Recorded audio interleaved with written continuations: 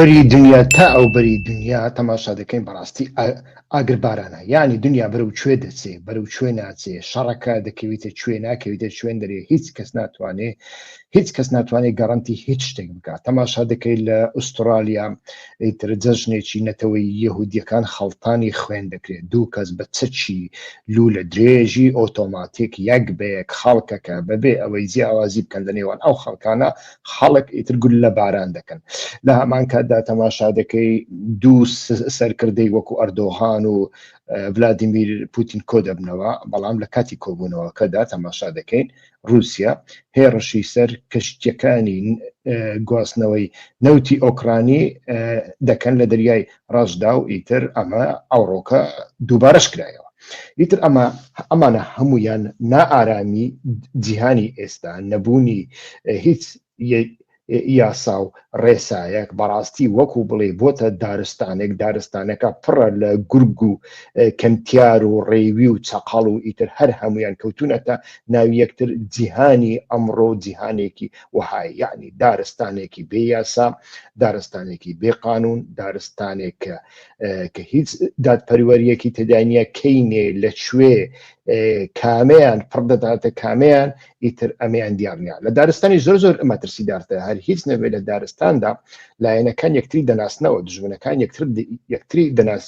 دەناسنەوە، ئیتر گورگ مەڕ دەزانێت دژمنەکەی چێە، گورگ دەزانێت دژمنەکەی چێ، ورجت دەزانێت دژمنەکانی کامان. بەڵام لە دارستانەکەی ئێمەدا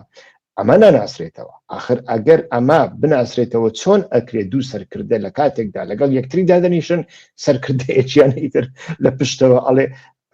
بڕۆن بە درۆن لەیان بدەن. ئیتر ئەمەیە کێشەکە لە دارستانەکەی پڕ لە مرۆڤایەتیدا، لە دارستانی مرۆڤایەتیدا ئیتر زۆر مەترسیدارتر بووە لە دارستانی ئیتر گیان لەبەرەکان. ببینە سەر ڕەوشەکە تەماشای وێنەیەکی زۆر خەمناک و خوێنایی بکەین کە لە شاری سیدنی ئوسترالیا بە بەرچاومان دەکەوێت. آخرين. الشرطة أعلنت أيضا مقتل أحد مطلقي النار في سيدني، وكشفت أنها تعمل على إبطال عدة عبوات ناسفة بدائية محتمل أنه تم زرعها في مواقع مختلفة. وبخصوص أرقام الحاضرين في الاحتفال، قالت الشرطة الأسترالية أن أكثر من 1000 شخص كانوا بالاحتفال الذي تم استهدافه في سيدني، بينما أوردت صحيفة يدعوت أحرنوت الإسرائيلية أن المحتفلين بلغ عددهم نحو 2000. إذن مستمرون معكم في المتابعة أولا بأول واستقاء المعلومات حول ما يحدث في أستراليا. إذن لمن التحق بنا للتو، ما الذي حدث، ما الذي نعرفه حتى الآن؟ 12 شخصا قتلوا وأكثر من 10 مصابين، هذه هي الحصيلة حتى الآن عندما فتح مسلحان.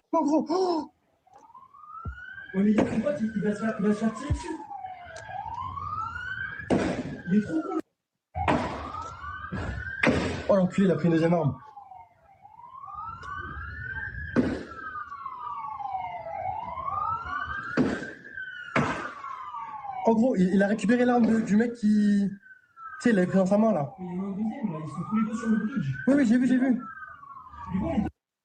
الشرطة الأسترالية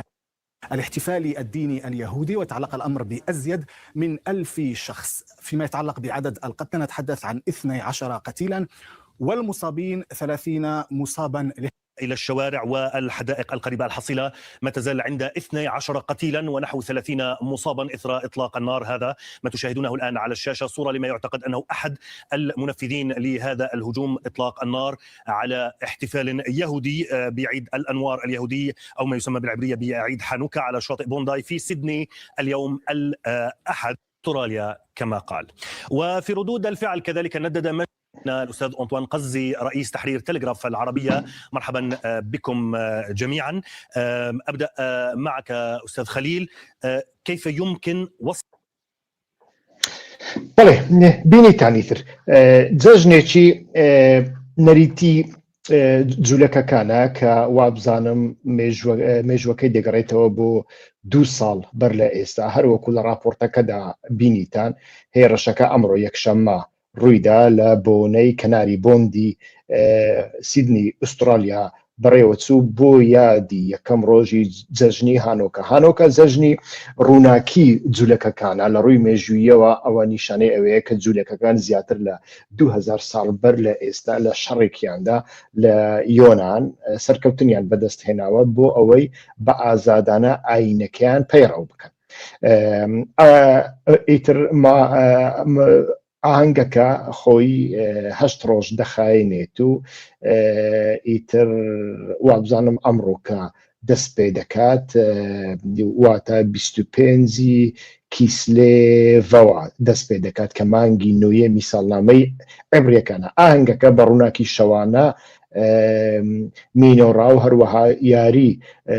درایدێل و گۆرانی وتن بەڕێوە دەچێت لە کاتێکدا مناڵان دیارە و پارەی هانۆکە یعنی جەژنانە وەردەگرن کە پێی دەوترێت جێڵت بە زمانی عیبری و چانۆکاشی پێ دەوترێت. چانۆکە ناوێکی کەمێک نەریتی ترە لە هانۆکە. ئیتر تەماشامان کرد ئەو هێرشە کە 11 کەس تاوەکو ئێستا بە پێی قسەکانیان 11 کەس نزیکی 30 کەس برینداری 11 کەس کوژراون و هەندێک لەو 11 کەسانە جوولەکەن هەندێکیان خەڵکی دیکەن ناجوولەکەن بەڵام بەشدەریان لە ئاهەنگەکەدا کردووە. ئیتر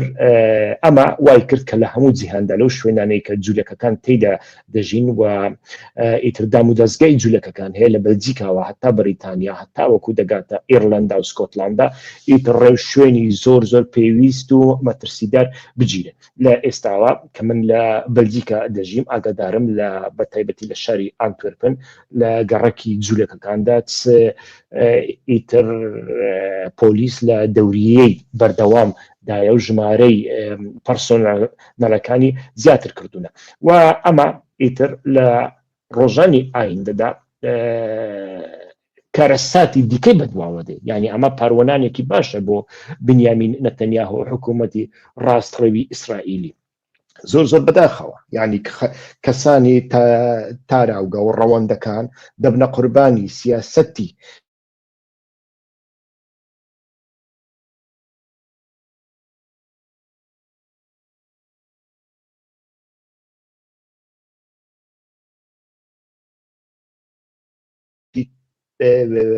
گێرە شێوێنی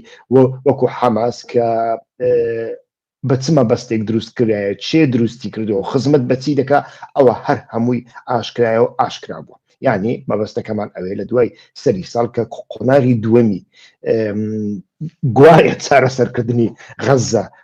دەست پێ دەکات ئیتر با بزانین ئیتر نەتەنیاهۆ تۆڵی خۆی لە چێ دەکاتەوە. ئەمزارە لە ئێستاوە وەزیری دەرەوەی ئیسرائیل لە دوانی ڕخنە ئامێزانە ئاراستەی حکوومەتی ئوسترالیا دەکات کە گوایە ئەوان پێشتر حکوومەتەکەیان ئاگدار کردوێتەوە کە خەڵکی جوولەکە ڕوبەڕووی تیرۆر دەبنەوە بەڵام تەدویری پێویست وەرنەگیرایە. ئیتر ئەمە بە یەکێک بێ لە بابەتەکان بەداخەوە کە 11 کەس ئێستا بوونە قوربانی و وابزانم نزیکەی 30 کەسیش بریندارنیتر. هیوادارم ئەمە ڕنگدانەوەی نەبێ دژ بە خەڵکی سڤیل لە غەزا و ئەم جۆرە چاڵەکیە تیرۆریستیانە بەتایبەتی کە لە سەری ساڵدا لە سەردەمی کریسمەسدا ئەنجام دەدرێن ئەمانە چیتر نێنە ئاراوە. دەمەوێ لە هەمان کاتدا بێمە سەر تەوەرێکی دیکە کە لە پێشەشتێکەدا زۆرم باس کرد بەڵام با سەرەتا هەوڵ بدەم ڕێگان بدەن هەوڵ بدەم سەرەتا دیمەنەکەتان بۆ بگوازمەوە کە چەند سەرنج ڕاکێشە.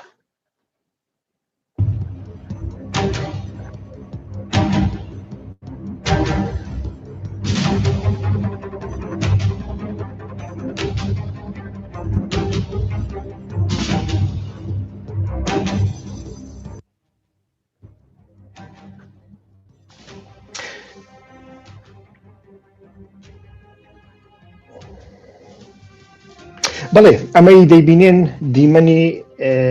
هێرشە درۆنیەکانی رووسایە بۆ سەر کەشتیەکان هەر کەشتێک کە لە ئۆکرانیا بێگومانیان پێشتر رووسیا ئەمەی ڕاگەیاندە بوو هەر کەشتێک لە کنارەکانی ئۆکرانیا لەمە دوا دەبێتە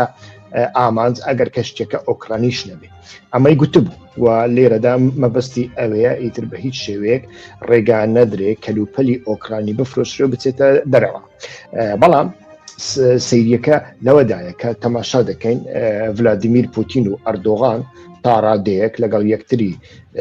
ئەتوانین بڵین دەگونجێن ئیتر پەیوەندیان خۆشە کۆمونیکاسیۆن و ئالۆگۆڕی لە بینی هەردووچیاندا زۆر زۆر خۆشە بەڵام تەماشا دەکەین ئەم ئێرشانە دوێنێ لە کاتێکدا پێکات کە ئەردۆغان و پوتین کۆبوونەوە وانیا لە پایتەختی تورکمەنستان بووە بزانم لەوێ کۆبوونەوە سەرکردەی دیکە سەرکردەی تورکمەنستان سەرکردەی ئێران ئەمانەش لەوێ بوون بەڵام لە کاتێکدا دیدارێکی تایبەت لە نێوان پوتین و ئەردۆغان هاتە ئاراوە ئیتر وەکو بڵێ پوتین لە دواوە ئیشارەتیدا بۆ ئەوەی درۆنەکان هەڵبستن و کەشتیە تورکیەکان کە کەلوپەلی ئۆکرانی دەگوازنەوە ئیتر ئەمانە بکەن بە ئامانج و کردیان بە ئامانج ئێمە دەزانین ماوەیەکی دوور و درێژە تورکیا هەستی بەوە کردووە کە لە ڕووی پیشە لە ڕەوشێکی وادا کە جیهان بەرەو کوێ دەچێت لە کوێدا شەڕەکان دروست دەبن و شەڕەکان چێ دەگرێتەوە تورکیا ئەمە لە کاتێکدا دەیەوێت تەدبیری ئەمە بستینێ لە کاتێکی دیکەدا هەروەکو وتم دوژمن و دۆست ناناسرێنەوە نمونەی دارستانمان هێنایەوە لە دارستاندا ئاژەڵەکان هەم دژمنەکانی خۆیان هەم دۆستەکانی خۆیان دەناسنەوە بەڵام لە دارستانەکەی ئێمەدا دوژمن و دۆست ناناسرێتەوە تەماشاکە لەگەڵ یەکتری دانیشتونە ڤلادیمیر پوتین و ڕەجەب تەیب ئەردۆغاندا لە هەمان سانیەدا لە هەمان دەقەدا یعنی لە کاتی کۆبوونەوەکەدا ئیتر تەماشا دەکەین رووسیا بە درۆن کەشتی تورکی کردە ئامانج ئەمڕۆکە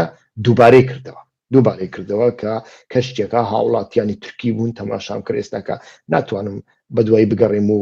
بیدۆزمەوە بەڵام تەماشا قێر و هاواری هاوڵاتیە یعنی ئەوە کارمەندەکانی کەشتێکە بە تورکی ئیتر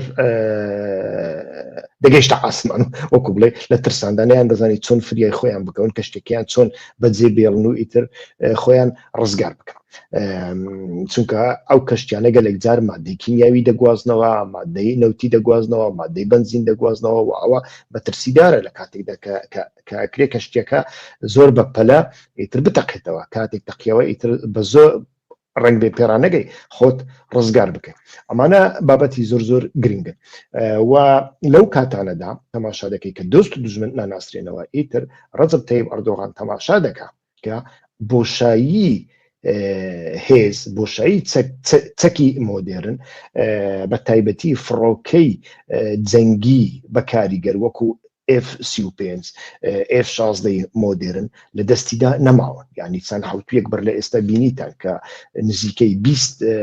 جەنەرالی تورکی کاتێک لە ئاهەنگێک دەگەڕێنەوە لە باکۆ ئیتر لەبەر ئەوەی فڕۆکەکەیان کۆنا و لەبەر ئەوەی ئابلۆقیان لەسەر و ناتوان فڕۆکەی زۆر زۆر پێشکەوتوو لە تورکیا بکڕن چوونە فڕۆکەیەکی کۆنیان لە سعودیا کڕیوە هەندێک دەستکاریان کردو ئیتر لە بۆ جەنەڕاڵەکانیان بەکارهێناوە فڕۆکەکە لە ڕێگادا کەوتە خوارەوە و ئەبزانم 19 جەنەرالی تورک لەوێ کوژران مردنیانی ئێستا کە ڕەجەب تەیب ئەردۆغان تورکیا تەقلە داوێ لە ڕەوشێکی وها هەستیاردا بۆ ئەوەی چەکی ئەمریکی بەدەست بخا بە تایبەتی فڕۆکەی F-35 کە لە دوای کڕینی موشکی بەرگری ئاسمانی ناسرەوە بە S-400 لەو پرۆژێ دەرکراوە 2 میلیارد دۆلاریشی زەرەر کرد ئێستا کە دەیەوێت بگەڕێتەوە بەڵام بۆی بگەڕێتەوە پێویستە چارەسەریەک بۆ ئەو موشکە رووسیا S-400 موشکی استراتیژی بدۆزێتەوە باشە موشکی استراتیژی وەکو S-400 خۆ تەماتە نییە ئەو ڕۆکە لە بەقالێک بکڕی و دوای 2 دقە بیدەیەوە بۆی بگەڕێنەوە ئەمانە چەندین ساڵ کاروباری بیرۆکراسیان دەوێ وە گرێبەست هەنا ئەو لەو گرێبەستانەشتی تایبەت نووسراون کە ئەتۆ بۆت نییە بیدەی بەلایەنی سەیە دەبێت بەکاری بێنی بۆت نییە بگەڕێنیەوە لە بۆ مەبەستێکی وادا دیارە سەردانی رووسیای کرد و لە هەمان کاتدا ئیتر تورکیا زۆر زۆر نیگەرانە کە رووسیا بە شێوەیەکی سەرکەوتوانە دەستی لە ناو ئاگرەکەی ئۆکرانیا بێتە دەرەوە ئیتر لونێسک و دۆنباس تیشی پێ بدەن تەماشا دەکەین ئیتر رووسیا ڤلادیمیر پوتین دەبێتە میری هەموو دەریای ڕەش ئیتر کاتێک تورکیا کۆنتڕۆلی دەریای ڕەش لە دەست بدا بەڕاستی تووشی شکستێکی گەورەتر دەبێتن کە ئێستاکە لە سووریا لە سووریای دراوسەیدا ئیسرائیل تووشی کردووە هەرچەندە خۆی توش کردووە ئەخر ئەسەدت نەڕۆخاندە بووایە ئێستا کە ئەسەد گەورەترین دیوار بوو لە بەرامبەر ئیسرائیل ئەسەد تۆشی دەپاراست عراقیشی دەپاراست چۆن عراقی سەردەمی سەدامی پاراست لە دژی ئیسرائیل تۆشی دەپاراست یانی ئیرانیشی دەپاراست هەموو ڕۆژهاتی ناوەڕاستی دەپاراست بەڵام ئیتر ئەمە ئیتر حکایەتی ئیسلامی سیاسی و قەت و قەت تەواو نابێت کە دەبینین لە خزمەتی چێدایە چۆن خزمەت بە ئیسرائیل دەکات بەڵام ئیتر مەسلەیەکی کوردی هەیە داوای لێبوردنەکەم ئەڵێ کەر لە کوێ کەوتووە و کوندە لە کوێ دڕاوە ئیتر بەو شێوەیە تەماشا دەکەن کەر لە کوێ کەوتووە و خەڵکانێک کە بەدوای ئیسلامی سیاسی کەوتونە ئیتر وا دەزانن ئیسلامی سیاسی قەڵغانێکە دژ بە رووسیا کوندەی ئەوان لە کوێ بڕاوە ئیتر مەسلەکە پەیوەندی هەموو بەمانەوە هەیە تەماشا دەکەین لەو بینەدا ئەو هەموو دەوڵەتەکانی ناوچەکە کە ئیتر بە درەنگی فریای خۆیان کەوتونەوەیانی سیاسەتی هەڵەیان لە پێشوودا بەرپا کردووە ئیتر تەماشا دەکەین ئەمانە هەر هەمویان بەڕاستی تووشی کێشەی زۆر گەورە بوونە و دەیان هەیە بە پەلەپەل کێشەکانیان چارەسەر بکەن چونکە دەزانن جیهانی ئایندە جیهانێکی چەند نادیار و ناشەفاف و ناڕوونە چەندین کارەسات ئەکرێ بەڕێدابن کە هەڕەشەیە بۆ سەر دەوڵەت بە هەڕەشەیە بۆ سەر دەسەڵاتەکان و ئەو جیهانەی پێشتر بینیمان گەڕانەوەی نییە بەڵکو دەبێت سیستەمێکی دیکەی نوێی لەدایک ببێ و ئێستا کە تەماشا دەکەین جیهان ژانی ئەو سیستەمە نوێیە بەخۆیەوە دەبینێ هیوادارم ئەمە بە کەمترین خوێن بە کەمترین شەڕ و ئاڵۆزی کە گەورەترین کارەساتی ژینگەیی بۆ سەر ئەو جیهانەدا لەگەڵ خۆیاندا دێنە ئاراوە ئەو گۆڕانکاریە ئەگەر دێتە ئاراوەش بەو شێوەیە بێتە ئاراوە سوپاسدانەکەم کە تاوەکو ئێستا لەگەڵماندا بوون هیوادارم بەردەوام بن لە چاودێریکردنی کەناڵەکەمان یارمەتیمان بدەن بۆ ئەوەی کەناڵەکەمان لەگەڵ دۆست و هاوڕێیانتاندا ئیتر لە بەیان بنێرن و داوایان لێ بکەن ئەوانیش بمن بە سوبسکرایب سوپاس بۆ لایک و کۆمنتەکانتان کاتێکی خۆش